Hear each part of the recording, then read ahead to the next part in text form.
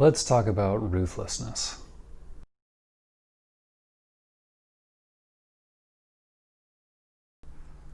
There's so much conversation right now in the United States especially, but perhaps in various places around the world, about abuse of power.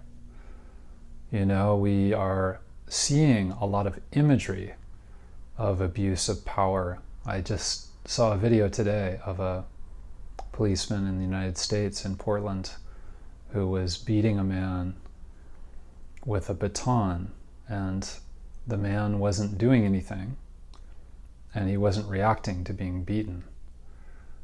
And it was a very striking image about power. There was a sense that the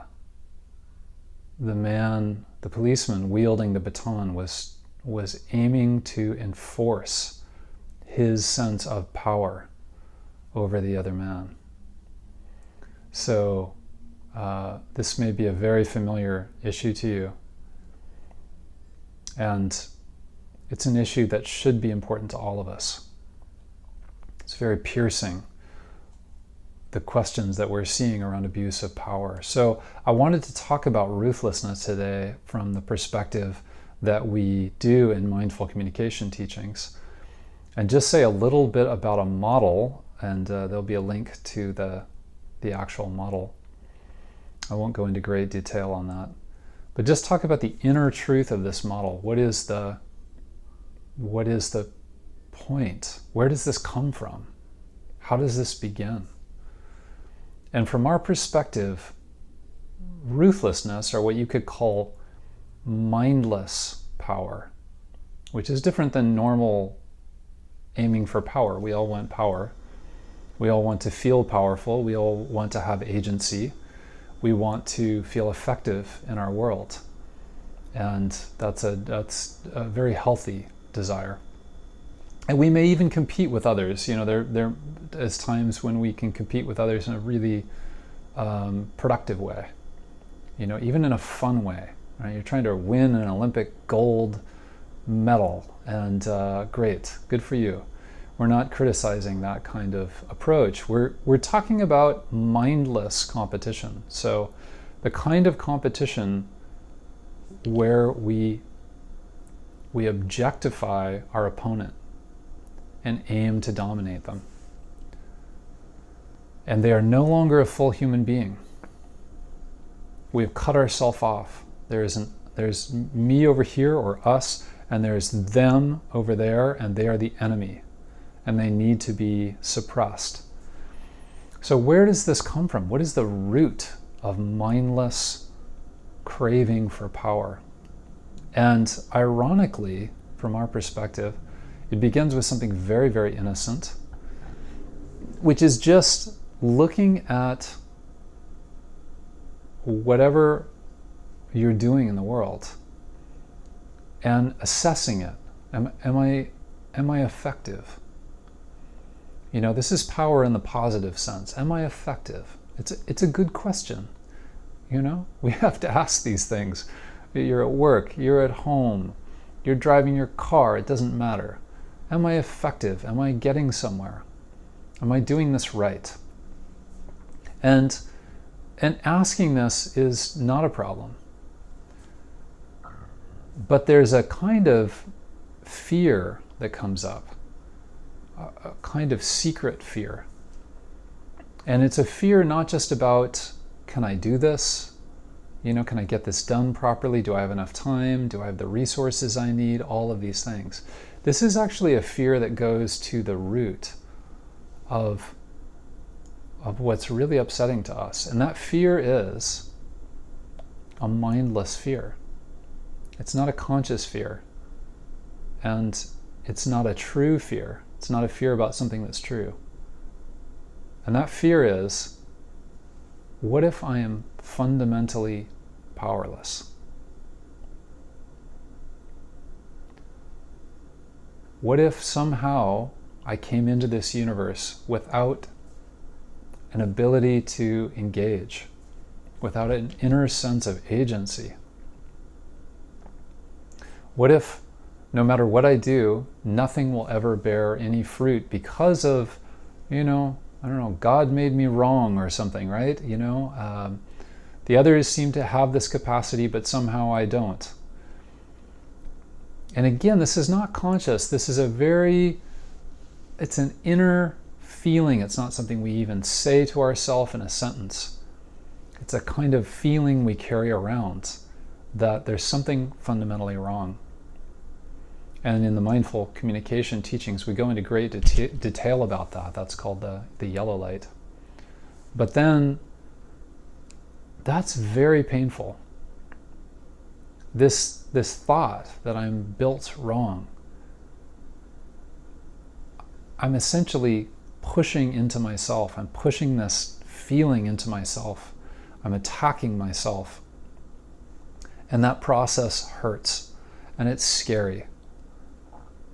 It's one thing if somebody else attacks us, but when I'm attacking me, who's there to defend me, right?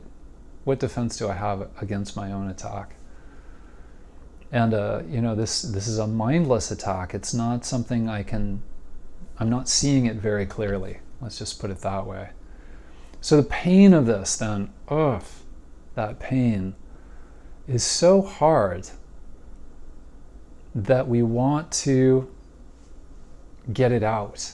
It's almost like vomiting, right? I want to get this out. It feels bad inside.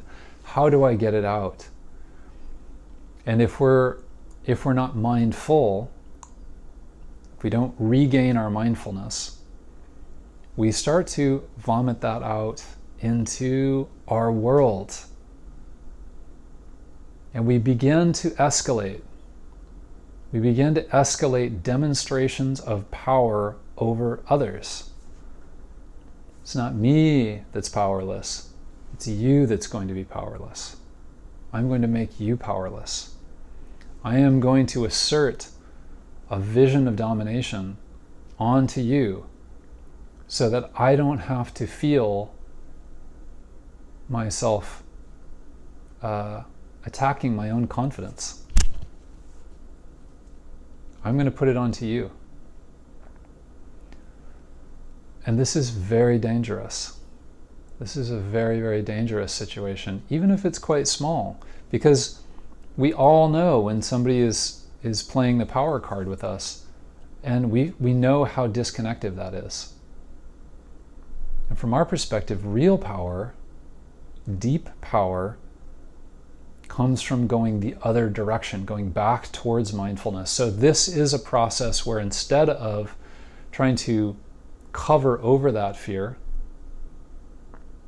mindfulness actually takes the perspective that perhaps I need to find the support I need